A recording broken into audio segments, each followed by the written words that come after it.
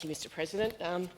I'd just like to acknowledge SARC and the people in Orange and say that I apologise I wasn't able to be at the handing over of the petition, and I missed the Orange memo, so I put my speech notes in an Orange folder to recognise that. Mr. President, I'm not going to rebut all of the health aspects of the bill. I raised this with Bridget Coombe AM, who's a wise and very patient person, and as she reminded me, the facts are settled. There's plenty of evidence in medical journals which is supported across all of the resident colleges and professional associations. And I've had plenty, obviously, to say on this bill.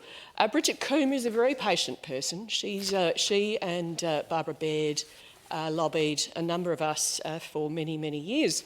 She had to wait for the election of a brave Liberal government to actually bring some legislation forward, and indeed I acknowledge the Honourable Tammy Franks, who had a version of the bill sometime in 2018.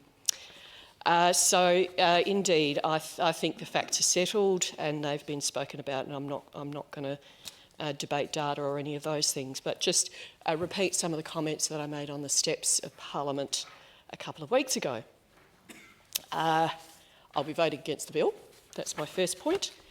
Secondly, I don't believe this bill will pass today. As a former health professional myself, I think this bill undermines one of the fundamental principles in health decision-making, which is informed consent for the patient. As the Leader of the Government mentioned, in 1969 South Australia was the first jurisdiction to introduce some form of decriminalisation. I can expand on my comments from what I stated in the Parliament then, because I've spoken to some of the individuals who were part of that process back then. The forerunner to that bill was a motion from the Young Liberals a year or two before that, because there were Young Liberals who were aware of the complete hypocrisy of what was taking place without access to safe abortions. And indeed, there was a doctor by the name of Dr. Bertram Wainer, it's W-A-I-N-E-R, who was based in Melbourne, born in Scotland, I understand, who had been providing safe abortions, and it's an interesting read if anyone wants to Google it, because he'd experienced all sorts of raids from Fraud Squad and so forth. But South Australian women and girls were probably catching trains to Melbourne in those days. And I underline that because it's in the DNA of the Liberal Party to support individuals who are oppressed by laws that are unfair.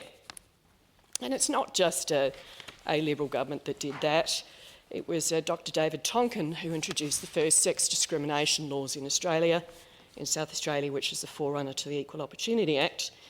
And as we've recently noted, Murray Hill was the first in Australia to introduce a bill to decriminalise homosexuality. So this stuff is in our DNA, and long may it be. In 2020-21, this legislation was taken out of the Criminal Code, and it provided a range of things, including better access for country people. I'll add to the comments of what Vincent Tarzia, our leader, said, the member for Hartley. He didn't use this language, I don't think, but he said he'd effectively sack any member of his cabinet or shadow cabinet who tried to introduce such bills in the future. This is a conscience vote for the Liberal Party, so whether someone seconds it or speaks in favour of it or not is of no consequence. People can speak and vote on their will. We don't kneecap people in the middle of the night like the Labor Party do. One of the other points that I made on the steps is that the policies of a certain US administration are not contagious, which I think is something that people in the LGBTIQ community are concerned about, as well as women who are worried about changes to Australian laws. I don't believe that is so. I think Australians are quite different, and I would also refer to the comments of former Prime Minister John Howard, who is not known as a moderate, but he stated recently in the Weekend Australian that Liberals should recognise the unique aspects of our Australian political ethos and the flaws in attempting to transpose populist cultural ideas from America and Britain.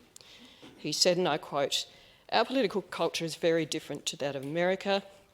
We're a different political culture from the Americans." Then he goes on to say, "Americans are more, how shall I put this? They're more politically gullible than Australians. They're not as sceptical." I've searched for a better way of saying this, but there isn't one really. In my personal view, he is correct. My final point, I wouldn't have chosen to be political about the Labor Party, but the Leader of the Government has provoked me.